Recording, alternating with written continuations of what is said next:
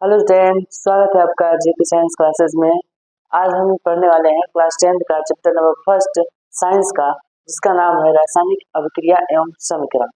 आज हम क्या पढ़ने वाले क्लास 10 का चैप्टर फर्स्ट साइंस में, जिसका नाम है रासायनिक अभिक्रिया और समीकरण। देखिए, इस चैप्टर को हम एकदम बेसिक से स्टार्ट करेंगे और हर एक शब्द को समझेंगे कि कौन सा शब्द का मतलब क्या है, और एक एक चीज आपका क्लियर हो जाएगा। तो कॉपी पेन लेकर बैठ जाइए और अपने ध्यान को एकत्रित करके बोर्ड पर देखिए, और जो मैं बोल रहा हूँ उस बातों को सुनिए और उन चीजों को समझिए जो समझा रहे हैं। ठीक है, तो चलिए स्टार्ट करते हैं।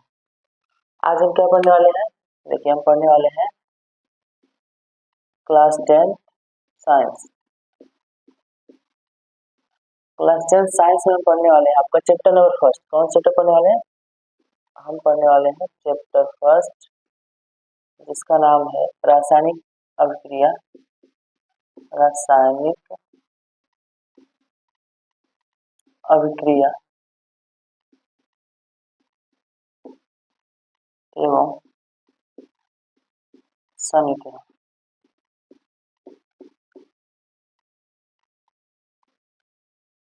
क्या पढ़ने वाले हैं? रासायनिक समीकरण। ठीक है, इस चैप्टर का नाम है रासायनिक अभिक्रिया एवं समीकरण। तो रासायनिक अभिक्रिया क्या होती है, समीकरण क्या होता है, हमें इसको सबसे पहले समझते हैं। देखिए, सबसे पहले आप चीजें कुछ समझिए। देखिए, आप सदैव अपने आसपास कुछ न कुछ परिवर्तन को होते हुए देखते हैं। परिवर्तन होती है, घटनाएं होती है, ये दो प्रकार की। कौन कौन सी? जो आपके परिवर्तन या घटनाएं होती हैं, ये कितने प्रकार की होती है? दो प्रकार की। कौन कौन सी? एक आपकी होती है भौतिक और एक आपकी होती है रासायनिक।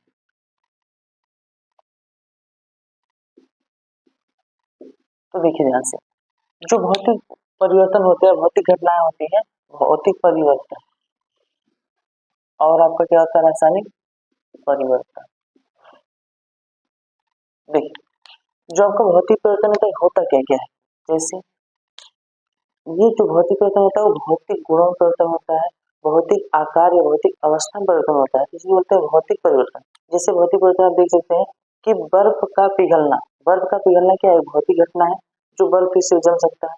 पानी का जमना, ये सब क्या है? ये सब है भौतिक घटनाएं। जैसे भौतिक घटनाएं आपको क्या क्या है? बर्फ का पिघलना, पानी का जमना,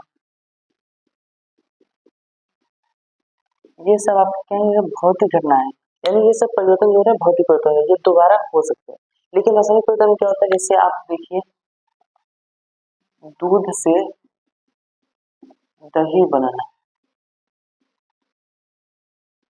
अब आप बताइए, अगर दूध से दही बन गया तो क्या यहाँ दोबारा फिर दही से दूध बन सकता है?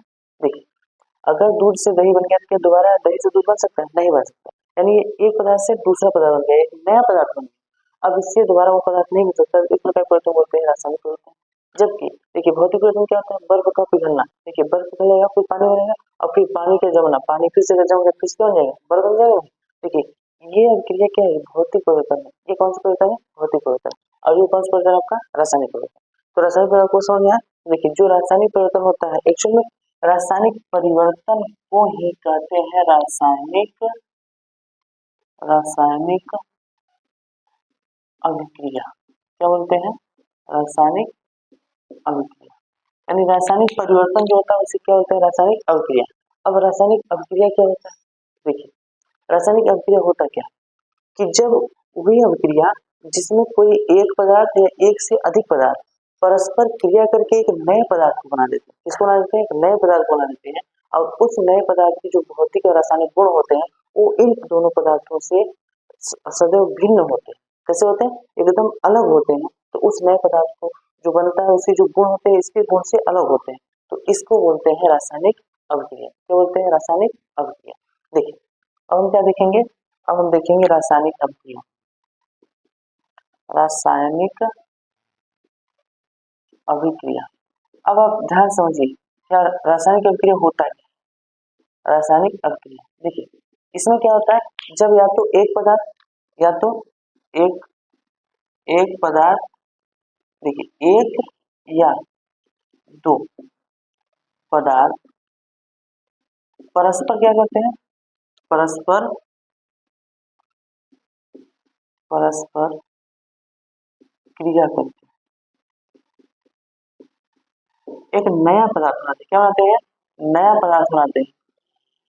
और इस नया पदार्थ बनाते हैं, हाँ, तो इसको क्या बोलते हैं? रासायनिक अभिक्रिया। रासायनिक अभिक्रिया क्या होता है? एक या एक से अधिक पदार्थ मिलकर जब एक नए पदार्थ बनाते हैं जिसका गुण इन पदार्थों से अलग होता है, इसे बोलते हैं रासायनिक अभिक्रिया। अब देखिए एग्जाम्पल, आप देखिए जैसे आपके पास है मैग्नीशियम। क्या है? मैग्नीशियम। अगर आप मैग्नीशियम को गर्म कर, क्या कर दें? गर्म कर दें। देखिए आपके पास क्या है? मैग्नीशियम। देखिए मैग्नीशियम का एनर्जी कैसे जाता है? अगर मैग्नीशियम को आप वायु की उपस्थिति में, वायु मतलब ऑक्सीजन की उपस्थिति में इसको क्या करें? गर्म कर दें, तो इससे बन जाता है मैग्नीशियम ऑक्साइड। क्या बन जाता है? Magnesium oxide. देखिए ये क्या है? ये आपका है मैग्नीशियम,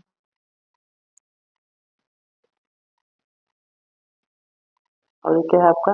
ऑक्सीजन। और इन दोनों से क्या बन गया आपका? मैग्नीशियम,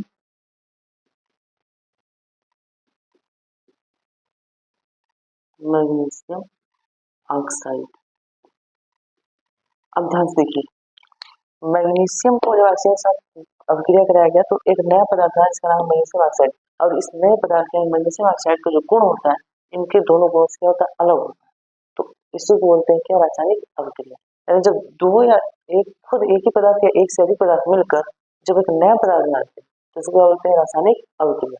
अब इस पदार्थ का जो गुण होता है, इस पदार्थ के गुणों से कुछ अलग होता है। अब ध्यान से सोचिए, इसको क्या कहते थे? रासायनिक अभिक्रिया। तो आपको समझ में आ गया रासायनिक अभिक्रिया क्या होता है? अब देखिए इस रासायनिक अभिक्रिया में दो चीजें, एक आपका कुछ पदार्थ इसमें क्या हो रहे हैं?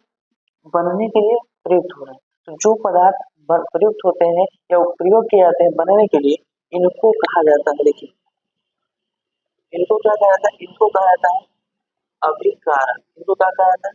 अभिकारक या या क्रिया का, क्रिया का, इनको क्या कहा जाता है? अभिकारक या क्रियाकारक। और जो नया पदार्थ बनता है, देखिए कौन सा नया पदार्थ बनता है ना, तो इसको बोलते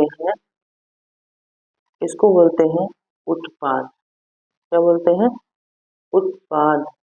यानी जो पदार्थ अभिक्रिया होने में प्रयुक्त होते हैं अभिकारक या क्रियाकारक बोलते हैं, जबकि आपका जो पदार्थ बनता है उसे क्या बोलते हैं? उत्पाद।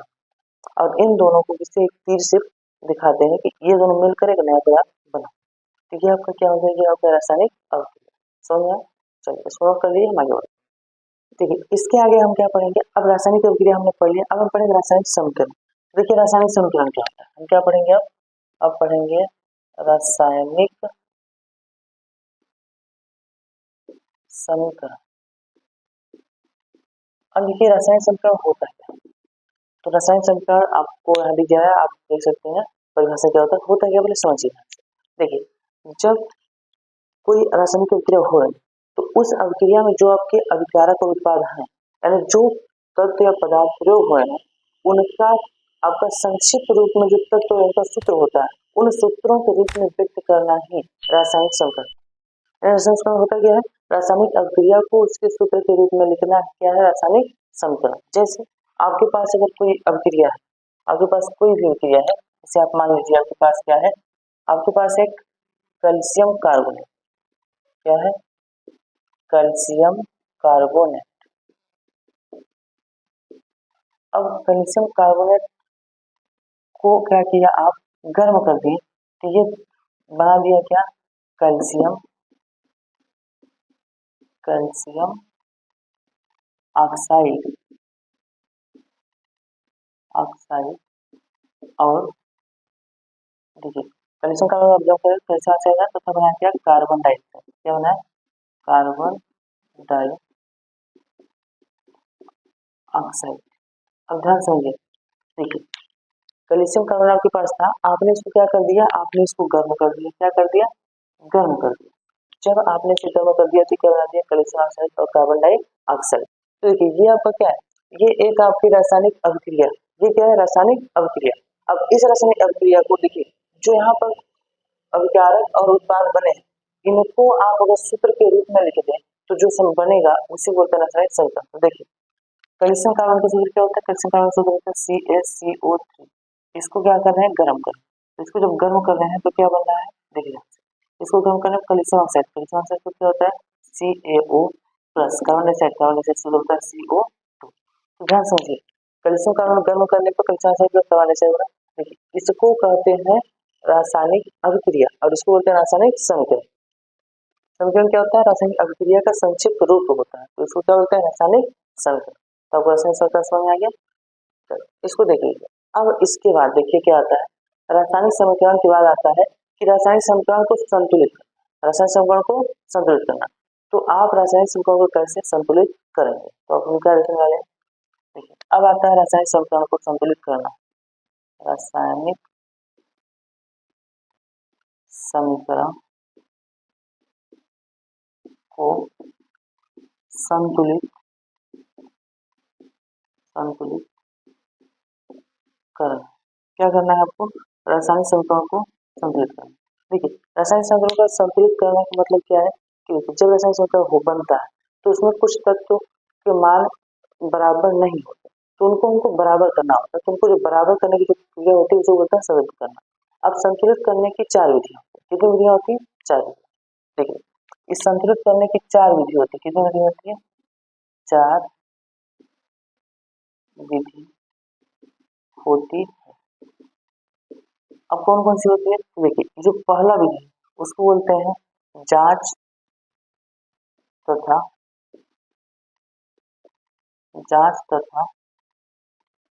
त्रुटि विधि। कौन सा, जांच तथा त्रुटि विधि। दूसरा क्या होता है, देखिए दूसरा होता है आपका आंशिक समीकरण विधि। ये आपका क्या है, ये सब विधियां हैं। इन विधियों से क्या होता है, रासायनिक समीकरण संतुलित होता है। तीसरा आपका है, देखिए तीसरा है संयोजकता विधि। संयोजकता विधि।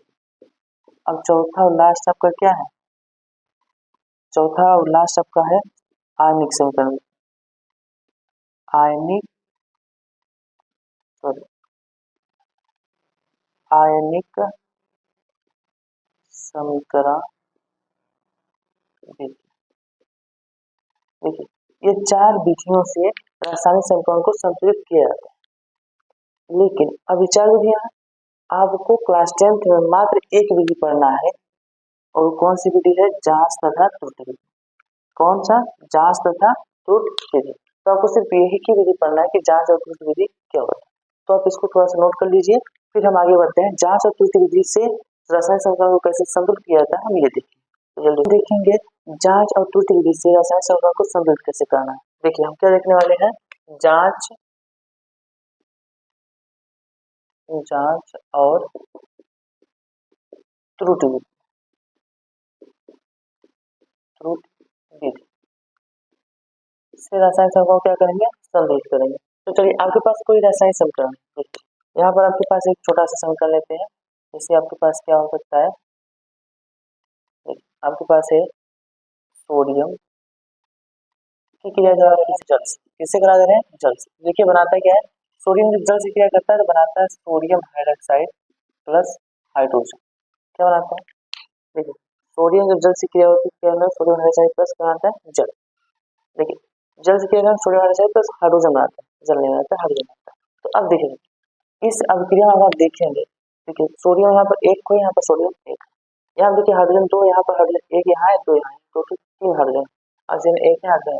तो ध्यान देखिए इसमें आपकी जो अभिक्रिया, इसमें जो समीकरण लिखा है, इस समीकरण में सभी तत्व बराबर नहीं, सभी तत्व बराबर नहीं।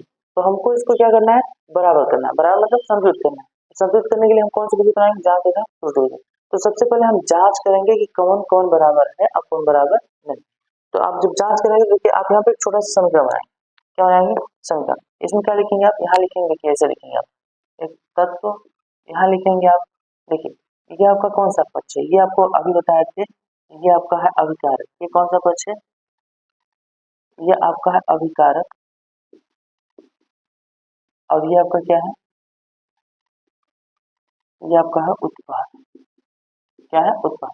तो आप यहाँ लिखेंगे तत्व और यहाँ लिखेंगे अभिकारक और यहाँ लिखेंगे उत्पाद, दोनों मिल, देखिए अभिकारक में और उत्पाद में। तो देखिए तब तो आपके पास कितने हैं, सोडियम, हाइड्रोजन, ऑक्सीजन, आपके पास कितने हैं, 3। सभी तत्वों का नाम लिख लीजिए। तो सबसे पहले सोडियम है, फिर हाइड्रोजन, फिर ऐसे आता है सोडियम, हाइड्रोजन, ऑक्सीजन। अब देखिए कि अभिकारक में कितने कितने हैं। देखिए अभिकारक में सोडियम कितना है, 1, और उसके बाद अभिकारक में हाइड्रोजन कितना है, 2, ऑक्सीजन कितना है, 1। अब उत्पादन देखिए, उत्पादन देखिए सोडियम कितना है, 1 है, ऑक्सीजन कितना है, देखिए ऑक्सीजन यहाँ पर आपका 1 है, तो ऑक्सीजन यहाँ पे नीचे 1 लिखते हैं। हाइड्रोजन देखिए 1 यहाँ है, 2 यहाँ, और दोनों प्लस मतलब 3, कितना है, 3। अब ध्यान से देखिए, आपने जांच किया तो क्या मिला कि आपका जो सोडियम है वो बराबर है दोनों में, ऑक्सीजन के दोनों बराबर है, लेकिन हाइड्रोजन बराबर नहीं। यहाँ पर 3 है, यहाँ पर 2। तो अब इसको बराबर करना है, आपको क्या करना है, बराबर। तो आप बताइए, अगर 3 और 2 बराबर करना है तो आप कैसे बराबर कर सकते हैं, देखो आप क्या कर सकते हो, यहाँ पर देखिए 2 हाइड्रोजन है, यहाँ पर कितने, 2 और 1, 3। तो अगर आप इसके पहले 2 लिख दो, क्या लिख दो, 2, तो कितना हो जाएगा, 4 हो जाएगा। देखिए ये हमने जांच कर लिया ना। अब हम क्या करते हैं, आसान भाषा समझते हैं। देखिए इस समीकरण को आप फिर से लिखिए एक बार, इस समीकरण को आप क्या करें, फिर से लिखिए। देखिए यहाँ पे लिख दे रहे हैं, Na प्लस क्या है, H2O, ये बनाएगा क्या, NaOH प्लस H2। अच्छा याद रखिए, आप जब आप संतुलित करेंगे तो इसमें आप किसी न किसी संख्या से गुणा करें, क्या करेंगे, किसी न किसी संख्या से गुणा करेंगे इसको बराबर करने के लिए। तो आप याद रखिए, जब आप गुणा करेंगे तो सदैव इसके पहले लिखा जाएगा गुणांक के रूप में, किसके रूप में, गुणांक के रूप में।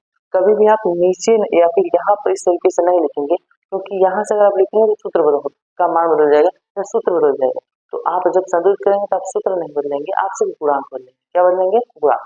देखिए इसमें आप सिर्फ गुणांक बदलेंगे। तो देखिए अगर आप ध्यान से देखिए, यहाँ पर हाइड्रोजन 2 है, अगर इसके पहले यहाँ पर 2 लिख देंगे तो हाइड्रोजन कितना, 4 हो जाएगा, कितना हो जाएगा, 4। अब ध्यान रखिए, आपने यहाँ क्या किया, 2 लिख दिया, क्या लिख दिया, 2। अब देखिए हाइड्रोजन कितना होगा, 4 हो गया। अब इधर हाइड्रोजन कितना है, 1 और 2, 3 है, कितना है, 3 है। तो अच्छा बताओ, अगर आपको इसको 4 करना है तो अगर आप इसके पहले 2 लिखते हैं, कितना लिखते हैं, 2।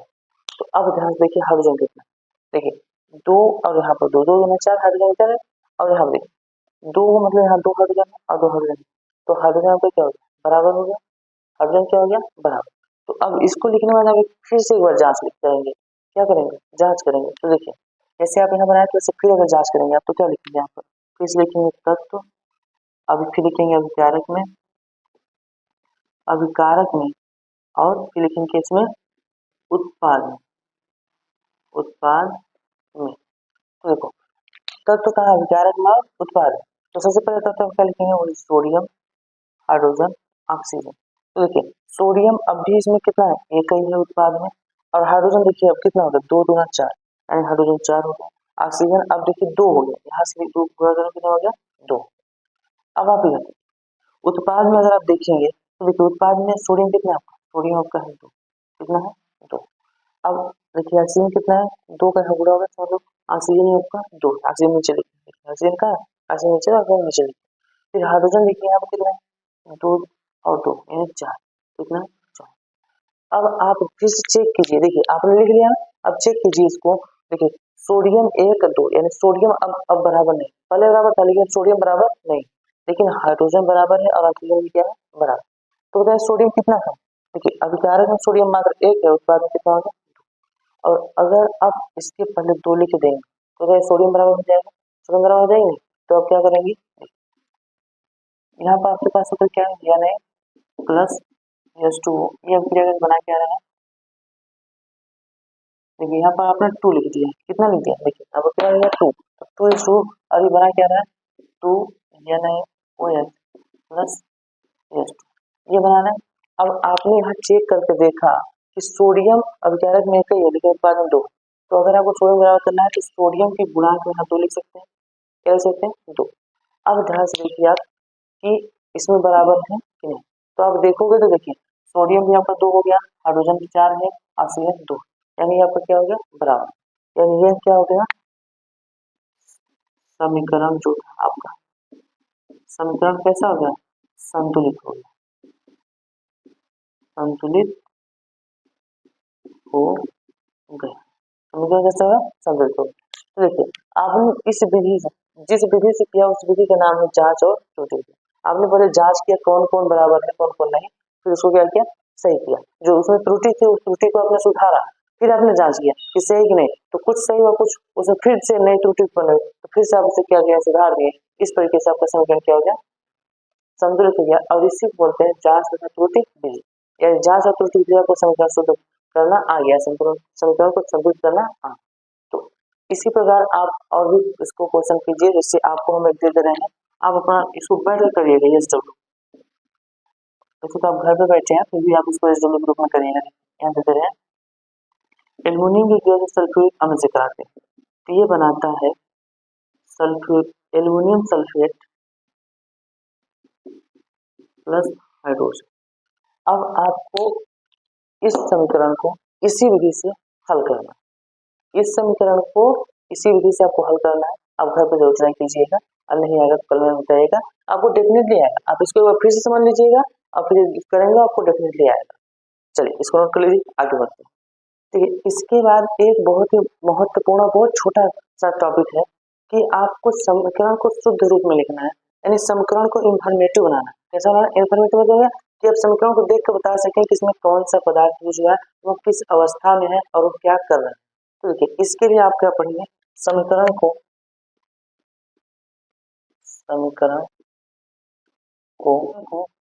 सूचनात्मक बनाना। समीकरण क्या करना, सूचनात्मक बनाना, कि आप समीकरण कैसे सूचनात्मक बना सकते हैं। तो देखिए समीकरण को सूचनात्मक बनाने के लिए आप सबसे पहले इसमें क्या क्या चीजें देखते हैं। देखिए पहला पॉइंट है कि समीकरण की जो अभिकारक या उत्पाद बने उसका अवस्था क्या है, तो उसका भौतिक अवस्था बता सकते हैं। तो जो भौतिक अवस्था हो, भौतिक अवस्था जैसे अगर ठोस है तो ठोस के लिए कोष्टक में नीचे यस, और अगर द्रव है तो उसके लिए कोष्टक में नीचे यल, तथा अगर वो गैस है तो उसे कोष्टक में नीचे जी। और कभी कभी यह विलयन के रूप में होता है, जलीय विलयन, जलीय विलयन के रूप में होता है, तो इसे कोष्टक में AQ यानी एक्वेटिक विलयन, देखिए एक मतलब एक्वेटिक विलयन के रूप में लिखा जाता है। क्या कहता है, लिखा जाता है। ये आपका पहला है। पहला क्या, अगर भौतिक अवस्था का पूछा है तो आप ठोस, द्रव, गैस को या फिर जलीय विलयन को इस तरीके से दिखाएंगे। और अगर दूसरा पॉइंट क्या है आपके पास, दूसरा पॉइंट है अगर अभिक्रिया, अभिक्रिया में कोई गैस बनी या फिर देखिए यहाँ पर जो गैस ये उसकी अवस्था बताएगा कि किस अवस्था के पदार्थ अभिक्रिया कर रहे हैं। लेकिन अभिक्रिया में गैस बन रही है या कोई अवक्षेप बन रहा है तो उसके लिए उसको दूसरे तरीके से दर्शाया जाता है। देखिए अगर अभिक्रिया में क्या हो रही है, अभिक्रिया में गैस बन रही है, गैस बन रही है तो उसके लिए गैस के लिए एरो का चिन्ह लगाया जाता है जो ऊपर को दर्शाता है। गैस कहाँ जाती है, गैस आएगा तो ऊपर जाता है, इसलिए इसको ऊपर दर्शाते हैं। तथा अगर अभिक्रिया में अवक्षेप बना, क्या बना है, अवक्षेप, अगर अवक्षेप बना है तो इसके लिए एरो नीचे की ओर, क्योंकि अवक्षेप क्या होता है, नीचे बढ़ जाता है, कहाँ बढ़ जाता है, नीचे। तो अवक्षेप के लिए कहाँ तीर लगे, नीचे से दर्शाते हैं, दर्शाते हैं।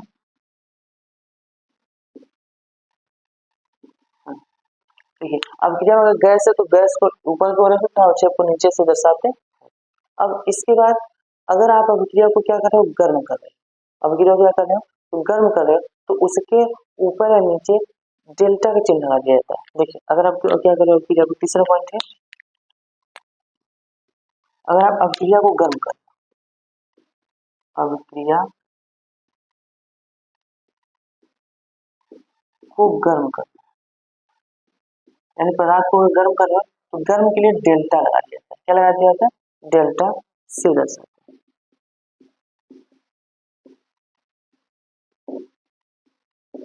अब ये क्या कौन कहा होता है, तो अब देखिए नीचे एग्जाम्पल कुछ देखिए, देखिए क्या देख रहे हैं आप, एग्जाम्पल जैसे अगर आपके पास क्या है, आपके पास देखिए सोडियम है, क्या है, सोडियम, ये आपका सोडियम सोलिड, कैसा, सोलिड। इसकी क्रिया आप किससे करा रहे हो, जल से करा रहे हो, किससे करा रहे हो, जल से।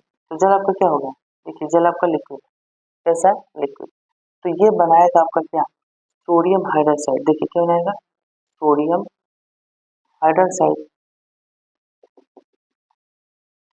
प्लस हाइड्रोजन, क्या बनाएगा हाइड्रोजन। देखिए सोडियम हाइड्रोक्साइड का जलीय विलयन बना है, कौन सा विलयन है, जलीय विलयन, तो इसको क्वेश्चन में AQ लिखेंगे, क्या लिखेंगे AQ। अब देखिए इस अभिक्रिया के दौरान एक गैस बन, क्या बन गई गैस, तो इस गैस के लिए आप क्या लिखेंगे, एरो का तीर दे देंगे, क्योंकि देखिए इस अभिक्रिया में गैस बनी और जब गैस बनती है तो ऊपर जाती है, इसलिए उसके लिए एरो का तीर ऊपर लगा देंगे। अब इसी प्रकार अगर दूसरे एग्जाम्पल देखिए कि आपके पास देखिए दो गैस, एक है नाइट्रोजन गैस और दूसरा है हाइड्रोजन गैस। अब देखिए नाइट्रोजन ये भी क्या है आपका गैस है और हाइड्रोजन ये भी क्या है गैस। जब इसकी अभिक्रिया कराई तो ये अभिक्रिया होती है तो ये अमोनिया बनाता है, क्या बनाता है अमोनिया, अमोनिया शुद्ध क्या होता है NH3, और ये भी आपका होता है गैस, ये भी क्या होता है गैस। तो देखिए इनकी भौतिक व्यवस्था है गैस भी, इन्होंने मिलकर एक नया गैस बनाया, तो इसमें इसके लिए हम जी लिखे, लेकिन यहाँ पर अभिक्रिया के दौरान एक गैस बनी, इसमें उसको एरोस लगा दिया, किससे लगा दिया एरोस। यहाँ पर अभिक्रिया के दौरान गैस बनती है तो एरोस लगाते हैं, लेकिन अगर अभिक्रिया में प्रयुक्त अभिकारक की अगर भौतिक व्यवस्था गैस होती है उसको कहते हैं जिसे स्मॉल जी से लिखते हैं। समझ में आ गया आपको। और अगर मान लीजिए हम लोग को गर्म करना हो तो कुछ चीज गर्म करना होता है, जैसे एक एग्जाम्पल और देख लीजिए आप, आपके पास कैल्शियम कार्बोनेट, अब आप इसको क्या करो गर्म करो, तो गर्म करने के लिए इसके ऊपर लगा देते हैं डेल्टा, क्या लगा देता है डेल्टा। अब ये कैसा था देखिए, ये आपका सोलिड, कैसा था सॉलिड, इसको जब गर्म किया गया तो ये बना कैल्शियम ऑक्साइड और बनाया कार्बन डाइऑक्साइड। देखिए जो कैल्शियम ऑक्साइड बना ये कैसा था सोलिड, लेकिन जो कार्बन डाइऑक्साइड ये गैस है ना, तो इस गैस के लिए क्या लगा दो एरो का चिन्ह लगा दोगे ऊपर, यानी ये गैस क्या हो गया ऊपर जा निकल रही है। समझ में आ गया। तो इस प्रकार हम क्या करते हैं समीकरण को सूचनात्मक बनाते हैं कि इस समीकरण में जो अभिकारक प्रयुक्त हुए वो किस अवस्था में है, या जो उत्पाद बन रहा है उसकी क्या अवस्था है, उत्पाद में जो बन रहा है वो गैस है कि अवक्षेप है कि कोई जलीय विलयन है, ये क्या बन रहा है, तो इन सब चीजों को हम इस प्रकार दर्शाते हैं। चलिए तो आप इसको नोट कर लीजिए, हम आगे। अब हम पढ़ेंगे रासायनिक अभिक्रिया के प्रकार, यानी अभिक्रियाएं कितने प्रकार की होती है, तो हम क्या पढ़ेंगे अब हम पढ़ेंगे, देखिए हम पढ़ेंगे रासायनिक अभिक्रिया के प्रकार, अभिक्रिया के प्रकार। देखिए अभिक्रियाएं कई प्रकार की, अभिक्रियाएं कई प्रकार की होती है। अब जो अभिक्रिया होती है तो उनमें क्या होता है, उनकी जो अभिक्रिया होती है उनका गुण के आधार पर या कि किस प्रकार की उसके आधार पर कई प्रकार की होती है, तो हम इसको एक एक करके पढ़ेंगे, तो आप ध्यान समझते चलिए। देखिए पहला आपका जो अभिक्रिया है, पहला आपका अभिक्रिया जो है वो है आपका संयोजन, संयोजन अभिक्रिया।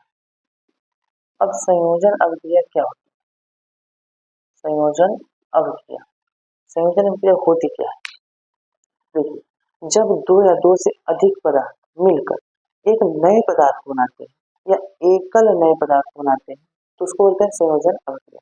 मतलब इसमें जब दो या दो से अधिक पदार्थ मिलकर सिर्फ एक उत्पाद बनाते हैं, कितना एक उत्पाद बनाते हैं, तो इसको बोलते हैं संयोजन अभिक्रिया। जैसे एग्जाम्पल देखिए, अगर आपके पास क्या है, देखिए अमोनिया है और अमोनिया को हाइड्रोक्लोरिक है, किसके साथ हाइड्रोक्लोरिक अम्ल के साथ अभिक्रिया करा दिया जाए तो यह बनाता है अमोनियम क्लोराइड, क्या बनाता है अमोनियम क्लोराइड।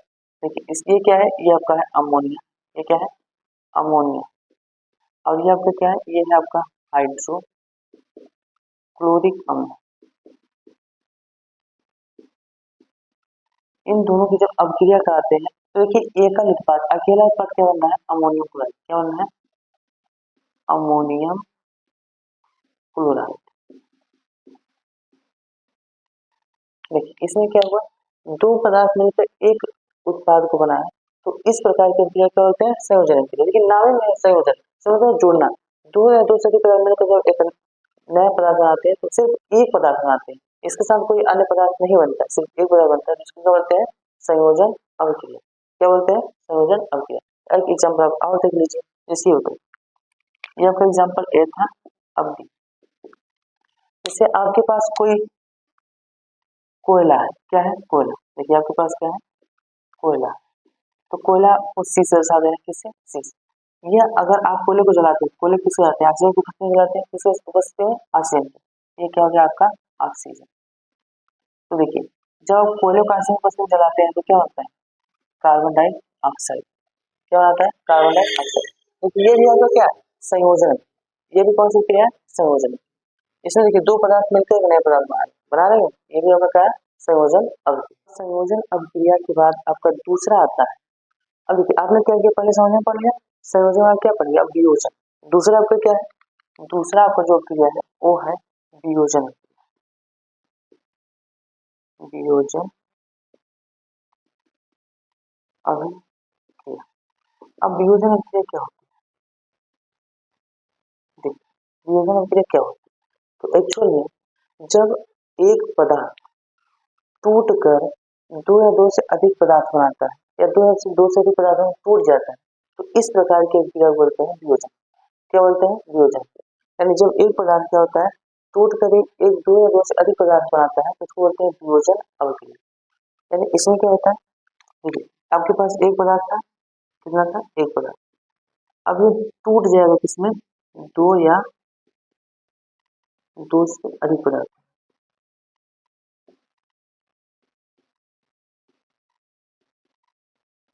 अगर एक पदार्थ आपके पास है, देखिए एक पदार्थ है, यह टूट जाए दो या दो से अधिक पदार्थ होगा, तो इस प्रकार की जो क्रिया होती है उसको बोलते हैं वियोजन। अब वियोजन अभिक्रिया कब होती है, ये किसी बाह्य कारक के कारण होती है। किसका होती है, किसी बाह्य कारक। जैसे कोई पदार्थ अगर है तो क्या अपने आप वो टूट जाएगा, नहीं, उसको तोड़ने के लिए कोई बाह्य कारक चाहिए। जैसे बाह्य कारक आप बल दे सकते हो उसको, और उसको ऊष्मा दे सकते हो, गर्मी दे सकते हो, इस तरह की कुछ चीजें दोगे तो वो टूट जाता है। तो वियोजन की अभिक्रिया जो होती है तीन प्रकार की, कितने प्रकार की होती है, तीन प्रकार की। देखिए जो आपका वियोजन अभिक्रिया होती है वो होती है तीन प्रकार की। देखिए अब तीन प्रकार कौन कौन सी होती है, पहला आपका होता है उष्मीय वियोजन। पहला कौन सा होता है, उष्मीय वियोजन, पहला आपका होता है उष्मीय वियोजन। दूसरा आपका होता है प्रकाश वियोजन, क्या, प्रकाश वियोजन। और आपका तीसरा होता है विद्युत अपघटन। क्या होता है, विद्युत अपघटन। देखिए अब ये सब है क्या, अगर वियोजन उष्मा के कारण, किसके कारण हो, उष्मा के कारण, तो उसे बोलते हैं उष्मीय वियोजन। अगर वियोजन आपका प्रकाश के कारण, तो उसे बोलते हैं प्रकाश वियोजन। और अगर विद्युत अपघटन, विद्युत अपघटन क्या है, अगर किसी पदार्थ में विद्युत धारा प्रवाहित करने से टूट जाए तो होता है विद्युत अपघटन। तो इन तीनों को हम क्रम से देखते हैं, चलिए इन दोनों क्या करते हैं, क्रम से बारी बारी से देख लेते हैं। देखिए सबसे पहले पहला देखिए, पहला आपका क्या है, उष्मीय वियोजन, उष्मीय वियोजन। अब उष्मीय वियोजन क्या होता है, उष्मीय वियोजन क्या होता है, तो देखिए उष्मीय वियोजन होता है जब उष्मा की उपस्थिति में कोई पदार्थ टूट जाता है, देखिए उष्मा की उपस्थिति में और उष्मा देने पर कोई पदार्थ दो या दो से अधिक भागों में टूट जाता है तो उसे बोलते हैं उष्मीय वियोजन। जैसे एग्जाम्पल, अगर आप एग्जाम्पल देखेंगे, देखिए एग्जाम्पल आप देख सकते हैं, अगर आपके पास, देखिए अगर कैल्शियम कार्बोनेट, क्या है, कैल्शियम कार्बोनेट, तो ये बताइए कैल्शियम कार्बोनेट आप क्या कर रहे हैं, गर्म गर्म कर रहे हैं, तो ये टूट जाता है किसमें, देखिए टूट जाता है आपका कैल्शियम ऑक्साइड में और कार्बन डाइऑक्साइड। तो देखिए एक पदार्थ जब इसको हम क्या करते हैं, गर्म करते हैं तो टूट जाएगा calcium oxide plus carbon dioxide. तो एक पदार्थ गर्म करने पर टूट रहा है, टूट रहा है ना, तो यहाँ पर ये जो आपका वियोजन हो रहा है इसके कारण होगा उष्मा का, इसलिए इस प्रकार के क्या बोलते हैं, उष्मीय वियोजन। क्या बोलते हैं, उष्मीय वियोजन। अगर आप एक और रिएक्शन देख लीजिए, देखिए आपके पास अगर हो फेरस सल्फेट, क्या हो, फेरस सल्फेट, अच्छा इसका नाम पता है ना, इसके नाम इसका लिख चुका है, चलिए वापस लिख देते हैं। इसका नाम है कैल्शियम, कैल्शियम कार्बोनेट, कार्बो, और इसका क्या नाम है, इसका नाम है कैल्शियम, कैल्शियम ऑक्साइड, इसका नाम तो आप जानते हैं कार्बन डाइऑक्साइड। अब देखिए अब आपके पास दूसरा रिएक्शन है, दूसरा रिएक्शन क्या है, आपका दूसरा रिएक्शन है फेरस सल्फेट, ये क्या है आपका, ये आपका है फेरस सल्फेट। अगर आपके पास फेरस सल्फेट है तो देखिए, अगर फेरस सल्फेट को आप गर्म कर, क्या कर दें, गर्म कर दें, तो ये टूट जाता है। ये किसमें टूट जाता है, ये आपका टूट जाता है ferric oxide, ferric oxide, sulphur dioxide और सल्फर ट्राइऑक्साइड, किसमें किसमें टूट जाता है। देखिए, अगर फेरस सल्फेट को आप गर्म करते हैं तो टूट जाता है फेरिक ऑक्साइड, सल्फर डाइऑक्साइड और सल्फर ट्राइऑक्साइड। तो इनका नाम क्या है, ये आपका है फेरस, ये फेरिक ऑक्साइड, ये आपका है सल्फर डाई ऑक्साइड, और ये क्या है, ये है आपका सल्फर ट्राई ऑक्साइड। तो ध्यान से देखिए, यहाँ पर एक पदार्थ दो भागों में टूट गया था और यहाँ पर एक पदार्थ तीन पदार्थ में टूट गया। तो ये जो टूट रहा है, बन रहा है, इसको बोलते हैं उसमें वियोजन। क्या बोलते हैं, उसमें वियोजन। इसी प्रकार आपका क्या है, दूसरा, दूसरा आपका क्या है, प्रकाश, प्रकाश वियोजन।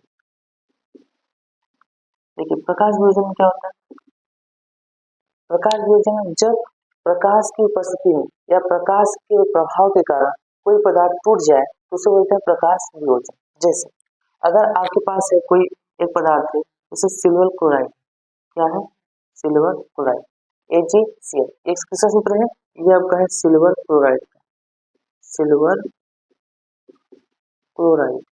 जब सिल्वर क्लोराइड को प्रकाश की उपस्थिति में, किसकी उपस्थिति में, प्रकाश की उपस्थिति में, यानी प्रकाश दिया जाता है, ये टूट जाता है, किसमें, देखिए टूट जाता है सिल्वर और क्लोरीन, किसमें टूट जाता है, सिल्वर और क्लोरीन। तो देखिए AgCl को जब गर्म करते क्या होगा, सिल्वर और क्लोरीन में टूट जाता है। तो यहाँ से देखिए आपका क्या होगा, प्रकाश के कारण वियोजन हुआ, क्या, प्रकाश के कारण वियोजन हुआ। तो प्रकाश के कारण वियोजन हुआ तो क्या बन गया, सिल्वर और क्लोरीन। ये क्या बन गया, ये बन गया आपका सिल्वर और क्लोरीन। समझ आएगा ना, ये कौन सा वियोजन हुआ, प्रकाश। अच्छा, तो ये समीकरण जो है, थोड़ा सा रुक जाइए। देखिए, यहाँ पर जो समीकरण मिलते हैं संतुलित है क्या? देखिए, यहाँ पर सिल्वर है, यहाँ पर, लेकिन यहाँ पर क्लोरीन दो, यहाँ क्लोरीन एक है। अगर आपको इसको साबित करना होगा क्या करो, देखो ध्यान से, अब क्या करो, सबसे पहले देखो, यहाँ क्लोरीन दो, यहाँ क्लोरीन एक, तो ये सिल्वर बराबर था, सिल्वर बराबर था, लेकिन यहाँ पर क्लोरीन दो, यहाँ क्लोरीन एक, तो अब बराबर करने के लिए यहाँ पर दो कर दो तो क्लोरीन बराबर हो जाए। देखो, यहाँ क्लोरीन एक था, इसके ऊपर गुणांक दो लगा दिए, देखिए अब कितना होगा, दो क्लोरीन, दो क्लोरीन। लेकिन अब क्या होगा, देखिए सिल्वर भी दो हो गया, लेकिन यहाँ सिल्वर कितना है, एक। तो अगर इसको बराबर करना तो आप क्या यहाँ कर दोगे, दो। अगर इसके पहले दो क्या कर दोगे, दो कर दोगे, क्या होगा, आपका संतुलित हो जाएगा। इसी प्रकार इसको भी आप संतुलित कर दीजिए, क्योंकि आप ऊपर वाला किया, नीचे वाला किया, तो नीचे वाला कर दीजिए। देखिए, यहाँ पर आपका आयरन का टू है, देखिए ये भाई आयरन है, आयरन का टू एक, और यहाँ पर आयरन का टू दो। अगर दो तो क्या होता है, अगर इसको आपको बराबर करना है तो इसके पहले आप यहाँ क्या लिख देंगे, दो लिख देंगे, क्या लिख देंगे, दो। अब ध्यान से, आपका आयरन क्या हो गया, बराबर हो गया। अब यहाँ देखिए सल्फर का टू एक था, लेकिन यहाँ कितना होगा, दो, दो सल्फर है, इसके तरफ देखिए एक दो, यानी दो सल्फर इधर है, सल्फर बराबर। अब ऑक्सीजन देखिए, चार पहले था, यहाँ दो लिख देंगे, चार में कितना होगा, आठ। इस तरह देखिए, देखिए तीन यहाँ पर है, दो यहाँ पर और तीन, यानी तीन दो पाँच और पाँच और तीन आठ, यानी ऑक्सीजन भी बराबर, ये आपका बराबर। ये प्रकाश विधि समझ में आ गया। अब इसके बाद एक लास्ट आपका क्या बचा है, देखिए विद्युत अपघटन। क्या बचा है, विद्युत अपघटन। तो यहाँ पर इसको देख लीजिए, क्या देखेंगे आप, विद्युत अपघटन। देखिए, विद्युत अपघटन होता है जब किसी पदार्थ में विद्युत धारा प्रवाहित की जाती है और वह दो या दो से अधिक पदार्थों में टूट जाता है, उसे बोलते हैं विद्युत अपघटन। क्या बोलते हैं, विद्युत अपघटन। देखिए, इसमें होता क्या, अगर आपके पास पानी, क्या है, पानी H2, और इसमें आप क्या करें, इलेक्ट्रोड डाल दीजिए, इलेक्ट्रोड मतलब विद्युत धारा प्रवाहित कर दीजिए। अगर आप इसमें विद्युत धारा प्रवाहित कर देंगे तो ये टूट जाता है आपका हाइड्रोजन और ऑक्सीजन।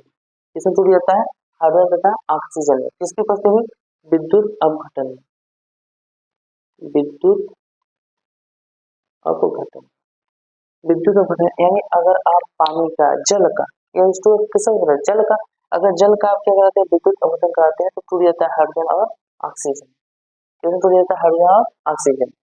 ये आपका था विद्युत अवतरण। ये आपका पूरा समाप्त हो गया क्या? वियोजन अभिक्रिया।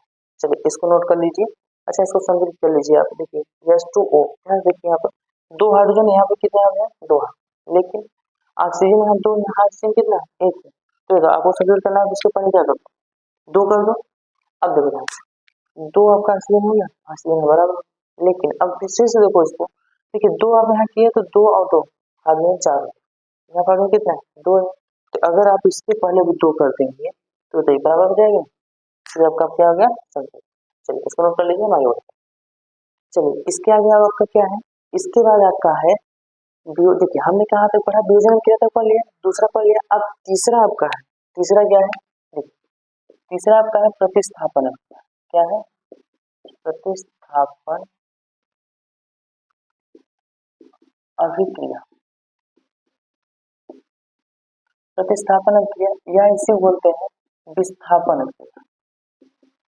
विस्थापन अभिक्रिया। देखिए विस्थापन बोला जाए या प्रतिस्थापन बोला जाए, दोनों मतलब वही। अब विस्थापन और प्रतिस्थापन क्या होती है? देखिए जब एक क्रियाशील तत्व, जैसे मान लीजिए मेरे पास 2 तत्व, एक ये ज्यादा क्रियाशील है, कम क्रियाशील, तो जब ज्यादा क्रियाशील तत्व आता है तो ये कम क्रियाशील, देखिए इस वाले तत्व के यौगिक से, कहाँ से? यौगिक से इसको हटाकर उसके स्थान पर ग्रहण कर लेता देगा। इस प्रकार की क्रिया बोलते हैं प्रतिस्थापन अभिक्रिया। अब देखिए एग्जाम, इसमें होता क्या है? अधिक क्रियाशील जो तत्व होता है, कौन? अधिक क्रियाशील तत्व, अधिक क्रियाशील तत्व, कम क्रियाशील तत्व, कम क्रियाशील तत्व को प्रतिस्थापित कर देता है। क्या करता है? प्रतिस्थापित कर देता है। अच्छा कहाँ से करता है? उसके यौगिक से। अब देखिए ये आपका बेसिकली 2 प्रकार, कितने प्रकार होता है? 2 प्रकार का। तो देखिए 2 प्रकार में पहला आपका होता है एकल प्रतिस्थापन। एकल प्रतिस्थापन।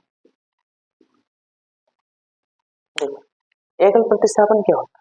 एकल प्रतिस्थापन का मतलब होता है जब सिर्फ एक तत्व का प्रतिस्थापन, कितने तत्व का? एक तत्व का। जैसे एग्जाम्पल देखिए, आपके पास देखिए कापर, क्या है? Copper sulphate.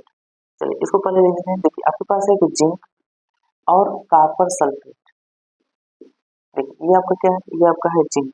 ये क्या है? जिंक। तो ये क्या है? ये आपका है कापर सल्फेट। तो ध्यान से आपके पास एक जिंक है, कापर सल्फेट। तो ध्यान से देखिए जब कापर सल्फेट के विलयन में जिंक आता है, कौन आता है? जिंक। जब कापर सल्फेट विलयन में जिंक आता है तो जिंक कापर क्या करता है? प्रतिस्थापित करता है। तो यहाँ क्या बनाता है? जिंक सल्फेट और फिर कापर अलग। तो ध्यान देखिए जिंक आया, कापर क्या गया? हटा दिया और उसके स्थान पर खुद आ गया। देखिए कापर क्या कर दिया? हटा कर उसके साथ खुद आ गया, कापर क्या हो गया? अलग। तो यहाँ पर जो जिंक था अधिक क्रियाशील था किससे? कापर से। तो जिंक ने कापर के तत्व यौगिक से, कापर के यौगिक से कापर को क्या किया? प्रतिस्थापित कर दिया और उसका स्थान ग्रहण। इसको बोलते हैं प्रतिस्थापन। अब यहाँ बताइए कितने तत्व का प्रतिस्थापन हो रहा है?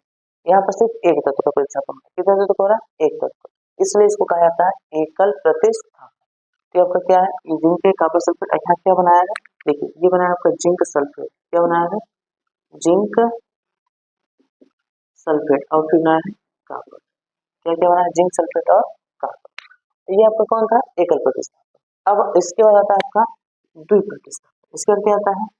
देखिए द्वि, या आप इसको द्वि से ज्यादा अच्छा है आप लिखो उभय प्रतिस्थापन। क्या लिखोगे? उभय प्रतिस्थापन।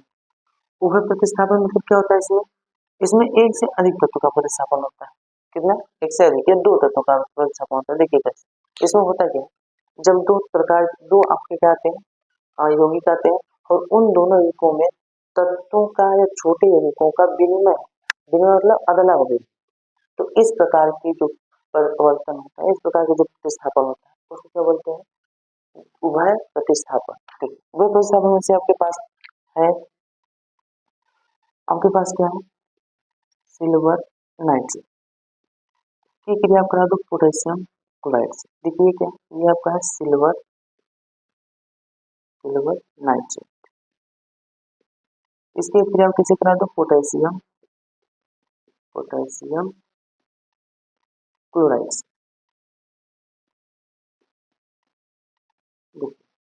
जब आप सिल्वर नाइट्रेट की क्रिया पोटेशियम क्लोराइड से कराते हैं तो क्या बनता है, देखिए इसका और इसके साथ क्या होता है, विनिमय होता है, यानी सिल्वर, देखिए सिल्वर पोटेशियम को क्या कहते हैं, हटा दिया, और यहाँ पर जो आपका होता है क्लोरीन नाइट्रेट हटा देता है, तो बनता है क्या, देखिए बनता है सिल्वर क्लोराइड और पोटेशियम नाइट्रेट। देखिए ध्यान से, यहाँ पर जो सिल्वर नाइट्रेट के साथ था, अब यहाँ पर क्या हो गया, सिल्वर आपका क्लोरीन के साथ, ध्यान समझिए, सिल्वर नाइट्रेट के साथ था और पोटेशियम क्लोरीन के साथ, तो सिल्वर अब किसके साथ हो गया, क्लोरीन के साथ, अभी पोटेशियम किसके साथ हो गया, नाइट्रेट के साथ, तो क्या बना दिया, silver chloride plus potassium nitrate. तो ये दोनों का क्या हुआ, अदला बदली हो गया, या दोनों का प्रतिस्थापन हो रहा है, या इसमें दो तत्वों का प्रतिस्थापन हो रहा है, इसलिए इसको कहा जाता है उभय प्रतिस्थापन। क्या कहता है, उभय प्रतिस्थापन। ये आपका क्या हो गया, ये आपका है सिल्वर क्लोराइड और ये आपका क्या है, पोटेशियम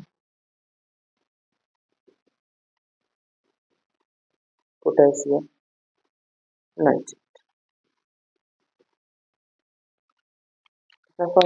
ये आपका क्या था, देखिए प्रतिस्थापन या विस्थापन। इसके बाद एक लास्ट क्रिया आती है उष्मा क्षेपी और उष्मा शोषी। कौन कौन सी, उष्मा क्षेपी और उष्मा शोषी। अब यही दोनों क्रिया पढ़ लीजिए, आपका एक चैप्टर खत्म हो जाए। तो देखिए क्या है, इसके बाद अब आपका आता है उष्मा क्षेपी अभिक्रिया। क्या आता है, उष्मा क्षेपी अभिक्रिया। अब देखिए उष्मा क्षेपी अभिक्रिया होता है, उष्मा क्षेपी अभिक्रिया होता है, देखिए उष्मा क्षेपी अभिक्रिया में होता है जब किसी अभिक्रिया उष्मा उत्सर्जित, उष्मा क्या हो, उत्सर्जित, यानी जब किसी अभिक्रिया में उष्मा उत्सर्जित हो तो उस अभिक्रिया को बोलते हैं उष्मा क्षेपी अभिक्रिया। जैसे एग्जाम्पल में देखिए, अगर है एग्जाम्पल में आप क्या देख सकते हैं, देखिए जब कोयले यानी कार्बन को ऑक्सीजन के साथ दहन किया जाता है, देखिए आपका ये क्या है, कोयला, कोयला को जब ऑक्सीजन के साथ क्या करते हैं, दहन करते हैं, तब बताइए उष्मा निकलता है, क्या निकलता है, उष्मा। और ये बनाता है क्या, ये बनाता है आपका कार्बन डाइऑक्साइड। क्या बनाता है, कार्बन डाइऑक्साइड, और कार्बन डाइऑक्साइड के साथ इसमें क्या निकलती है, उष्मा निकलती है। क्या निकलती है, उष्मा। तो देखिए इसमें क्या हो रहा है, उष्मा निकल रही है कि नहीं, तो जिस अभिक्रिया में उष्मा उत्सर्जित होती है, निकलती है, उस क्या बोलते हैं, उष्मा क्षेपी अभिक्रिया। क्या बोलते हैं, उष्मा क्षेपी अभिक्रिया। अगर आप जानना चाहते हो तो यहाँ से कितना ऊर्जा निकलती है, तो देखिए यहाँ निकलती है आपका 94 किलो कैलोरी। कितना निकलती है, 94 किलो कैलोरी आपका ऊर्जा निकलती है इससे। तो ये कौन सी क्रिया है, उष्मा क्षेपी। तो याद रखिए जब ऊर्जा निकलती है तो उसे उत्पाद की ओर प्लस चिन्ह द्वारा दर्शाया जाता है। किसके द्वारा दर्शाया जाता है, उत्पाद की ओर प्लस चिन्ह द्वारा दर्शाया जाता है। ये आपका हो गया उष्मा क्षेपी क्रिया। इसी प्रकार अगर आप चाहते हैं एडिशन और देख सकते, देखिए अगर नाइट्रोजन की क्रिया करा दिया जाए ऑक्सीजन, तो ये बनाता है क्या, ये नाइट्रोजन में क्या है, ऑक्सीजन। नाइट्रोजन की क्रिया ऑक्सीजन से कर दिया जाए तो ये बनाता है नाइट्रिक ऑक्साइड। क्या बनाता है, नाइट्रिक ऑक्साइड। इसका नाम है नाइट्रिक ऑक्साइड। तो देखिए इसके साथ यहाँ पर 45 किलो कैलोरी ऊर्जा निकलती है। कितना, 45 किलो कैलोरी ऊर्जा निकलती है। अगर नाइट्रोजन ऑक्सीजन किया जाता है तो क्या बनता है, नाइट्रिक ऑक्साइड। इसमें कितनी ऊर्जा निकलती है, 45 किलो कैलोरी। तो देखिए ये भी आपका क्या है, आप कंप्यूट करना है, यहाँ पर क्या कर दीजिए 2, क्योंकि यहाँ देखिए नाइट्रोजन कितना 2, यहाँ ऑक्सीजन कितना था 2, इन दोनों को समझ हम 2 कर, तो यहाँ चलिए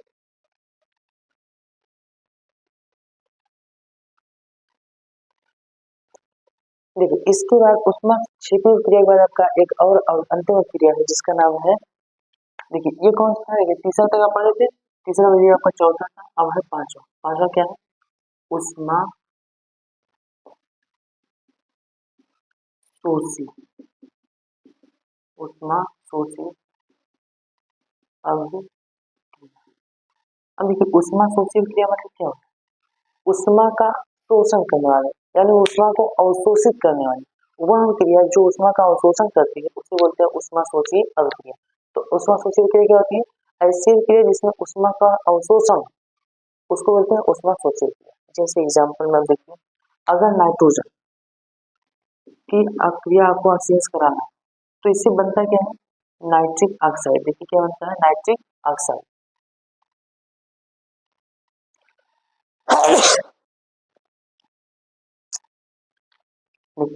जब नाइट्रोजन के ऑक्सीजन से क्या बनता है? Nitric oxide. तो यहाँ पर आपका क्या होता है? उष्मा का अवशोषण। उष्मा क्या होता है? अवशोषण। तो उष्मा का कितना अवशोषण होता है? तो इसमें देखिए उष्मा का अवशोषण होता है 45 किलो कैलोरी। कितना? 45 किलो कैलोरी। तो देखिए अगर उष्मा का अवशोषण होता है तो उसे उत्पाद की ओर माइनस चिन्ह लिखा जाता है, और अगर उष्मा का उत्सर्जन होता है तो उसे उत्पाद की ओर प्लस चिन्ह लिखा जाता है।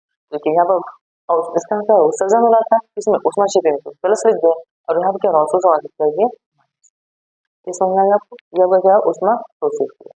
चलिए इसको नोट कर लीजिए। इसको अगर संतुलित करना चाहें आप संतुलित कर सकते हैं। देखिए आपको क्या है, यहाँ पर 2 है, यहाँ पर ऑक्सीजन कितना है? 2। यहाँ पर 1 1 है, अगर इसके ऊपर आप लिख दें 2 तो 4 है। ये आपका हो गया संतुलित।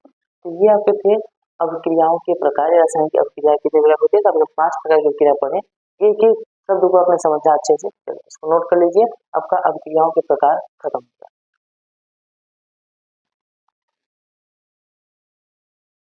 तो इस प्रकार आपका यहाँ पूरा चैप्टर खत्म हो गया। चैप्टर नंबर 1 आपका क्लास 10 का खत्म हो गया। अब इसमें जितने भी टॉपिक हमने पढ़ा है आप उसे हर एक चीज को अच्छे से समझ लीजिए और अपना चैप्टर कंप्लीट कर लीजिए। अब इसके बाद हम नेक्स्ट वीडियो आपका नेक्स्ट चैप्टर लेकर आएंगे। तो अगर वीडियो अच्छा लगा तो वीडियो को लाइक जरूर करें, और चैनल पर नया आया है तो चैनल को सब्सक्राइब कर लें, और अपने दोस्तों के साथ शेयर जरूर करें जिससे वो भी अपनी प्रिपरेशन अच्छे से कर सकें। और इस चैनल पर आपका हर सब्जेक्ट का तैयारी अच्छे से कराया जाता है, तो आप इस चैनल को सब्सक्राइब जरूर करके रखें, ताकि आपके आने वाला जो 2024 का कोई एग्जाम है उसमें आपको बहुत ज़्यादा मदद मिलेगी। क्योंकि आने वाले समय में हम अभी एक सीरीज लॉन्च करने वाले हैं जल्द ही, जिसमें आपका हर सब्जेक्ट का प्रैक्टिस कराया जाएगा, और इतना ज़्यादा प्रैक्टिस करा दिया जाएगा कि आप बोर्ड एग्जाम बैठेंगे तो आपको ऐसा क्वेश्चन कोई मिलेगा ही नहीं जो आपने नहीं किया हो या नहीं देखा हो। तो अगर आप चैनल पर आए तो चैनल को सब्सक्राइब जरूर कर लें, और अगर आपको नोट्स चाहिए तो इस वीडियो के डिस्क्रिप्शन में मैं चैनल का लिंक दे दूंगा टेलीग्राम चैनल का, आप वहां से टेलीग्राम ज्वाइन हो जाइए, और आपको जो भी नोट्स हैं वो दे दिए जाएंगे। आपको बहुत सारे प्रैक्टिस क्वेश्चन के भी दिए जाएंगे, तो प्रैक्टिस सेट भी आपको मिलेंगे, और आने वाले समय में आपको PYQ प्लस मॉडल पेपर भी कराए जाएंगे, और उनकी भी प्रैक्टिस के लिए आपको PDF फॉर्म में आपको नोट्स दिया जाएगा। तो आप टेलीग्राम चैनल को भी जल्दी ज्वाइन करें।